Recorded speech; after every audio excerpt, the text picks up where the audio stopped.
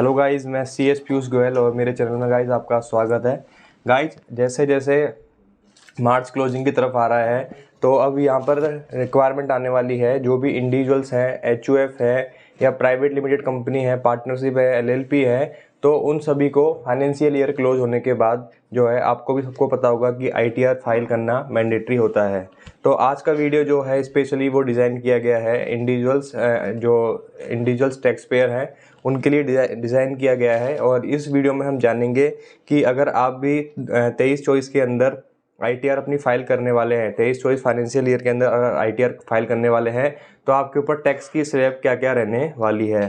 तो बजट 2023 के अंदर इसके अंदर अनाउंस किया था कि अगर आप स्पेशली जो ओल्ड स्कीम थी इनकम टैक्स की, जो कि ओल्ड टैक्स रिजीम था, उसके अंदर अगर स्पेशली आप फॉर्म फाइलिंग करके जाते नहीं हैं तो आपके ऊपर बाय डिफ़ॉल्ट क्या है, न्यू टैक्स स्ट्रक्चर जो है अप्लाई हो जाएगा। अगर आप ओल्ड रिजीम जो भी था इनकम टैक्स में उसको अडॉप्ट करना चाहते हैं तो आपको फॉर्म फाइल करके उसको बताना होगा गवर्नमेंट को कि हम ओल्ड टैक्स रिजीम में ही रहना चाहते हैं। बट अगर आपने कोई भी अपडेशन नहीं दिया है इसके रिगार्डिंग तो आपका बाय डिफ़ॉल्ट क्या है, न्यू टैक्स रिजीम एप्लीकेबल हो जाएगा। तो आज की वीडियो में हम जानेंगे कि इंडिविजुअल्स चाहे रेजिडेंट हो चाहे नॉन रेजिडेंट हो तो उन पर क्या है इनकम टैक्स कितना लगने वाला है। तो यहाँ पर हम देखते हैं और मैं आपको साथ स्क्रीन भी शेयर कर रहा हूँ। तो इसके अंदर देखते हैं अगर आपकी जो है gross total income 3 lakh rupees तक है तो इसके अंदर आपको नील टैक्स देना होगा। यानी जो न्यू टैक्स रिजीम आया था उसके अंदर अगर आपकी total income gross total income 7 lakh rupees तक जाती है तो वहाँ पर आपको कोई टैक्स देने की रिक्वायरमेंट नहीं है। बट अगर कोई लॉन्ग टर्म कैपिटल गेन है या शॉर्ट टर्म कैपिटल गेन है तो उस केस के अंदर उसमें आपको जो फ्लैट रेट डिसाइड हुई है उसके अंदर तो उस हिसाब से आपको टैक्स पे करना है। यानी तो आपकी ग्रॉस टोटल इनकम 3 लाख तक है तो आपको नील टैक्स है यहाँ पर।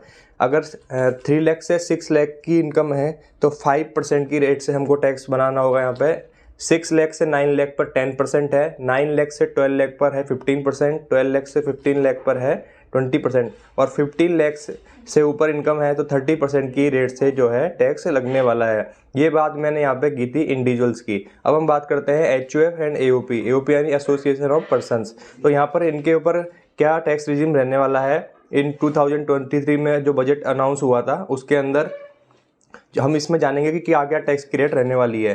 तो यहाँ पर अगर इनकम 2,50,000 तक है तो टैक्स की रेट जो होगी वो होगी नील। 2,50,000 2,50,000 1 रुपये से लेके 5 लाख रुपए तक की अगर इनकम है तो यहाँ पर टैक्स की रेट आने वाली है 5%। 5 लाख 1 रुपये से और 10 लाख तक इनकम है तो उसमें 20% रेट ऑफ टैक्स रहने वाली है। और इससे ज़्यादा अगर 10 लाख से ज़्यादा आपकी इनकम है तो इसमें 30% जो है टैक्स की रेट रहने वाली है। अब हमने यहाँ पे इंडिविजुअल्स और HUF का डिस्कस कर लिया। अब हम थोड़ा यहाँ पे ब्रीफ के अंदर कंपनीज जो कि डोमेस्टिक कंपनीज है, इंडियन कंपनीज है एंड एज वेल एज जो फॉरेन कंपनीज है उनका टैक्स स्ट्रक्चर की भी यहाँ पे बात करने वाले हैं। तो ऐसी कंपनीज जिनका टर्नओवर फाइनेंशियल ईयर 22-23 के अंदर टर्नओवर जो है 400 करोड़ के अंदर है तो उसके अंदर उनको फ्लैट 25% की रेट से जो है टैक्स पे करना होगा। और फॉरेन कंपनीज के केस में अगर फाइनेंशियल ईयर 22-23 के अंदर टर्नओवर 400 करोड़ है तो वहाँ पर भी आपको 25% की रेट से टैक्स पे करना होगा। तो यहाँ पर हम बात करते हैं कि ओल्ड स्ट्रक्चर में जो रिबेट थी सेक्शन 87A के अंदर कितनी थी और न्यू स्ट्रक्चर के अंदर जो रिबेट है वो बढ़ के कितनी हो गई है। जो ओल्ड स्ट्रक्चर में जो रिबेट थी वो 12,500 रुपीज़ थी और जो न्यू स्ट्रक्चर है उसके अंदर जो रिबेट अब हो गई है बढ़ के वो हो गई है 25,000 रुपीज़। यानी आपको 7 लाख अगर GTI आपकी 7 लाख तक है तो आपको यहाँ पर कोई भी टैक्स पे करने की रिक्वायरमेंट नहीं है। तो अब हम थोड़ा ब्रीफ में ये भी डिस्कस करेंगे कि अगर आपके लिए न्यू टैक्स रिजीम बेटर है या ओल्ड टैक्स रिजीम बेटर है। न्यू टैक्स रिजीम में थोड़ा प्रॉब्लम यह है कि जो भी एग्जम्पशंस डिडक्शंस मिल रही थी ओल्ड टैक्स रिजीम में वो यहाँ पर डिसकंटिन्यू कर दी गई है और काफ़ी सारी जो डिडक्शन और एग्जम्पशन है वो यहाँ पर डिसकंटिन्यू की गई है। तो अगर आपने कोई होम लोन ले रखा है, कोई एजुकेशन लोन ले रखा है या आपके रेंट आप पे करते हैं तो इसके रिगार्डिंग आप अगर डिडक्शन लेना चाहते हैं तो सबसे बेस्ट ये रहेगा कि आप ओल्ड रिजीम के अंदर स्विच करें। बट अगर आपके ऊपर ऐसा कुछ अभी चल नहीं रहा है ऑब्लिगेशन, जैसे लोन की ईएमआई आपकी नहीं जाती है, या फिर आपने कोई एजुकेशन लोन वगैरह नहीं ले रखा है, या अदर टाइप का जो लोन है वो नहीं ले रखा है, या फिर आपने जो है आपका रेंट वगैरह कुछ भी पे नहीं होता है, तो उस केस के अंदर आपके लिए जो न्यू टैक्स रिजीम है वो बेटर रहेगा।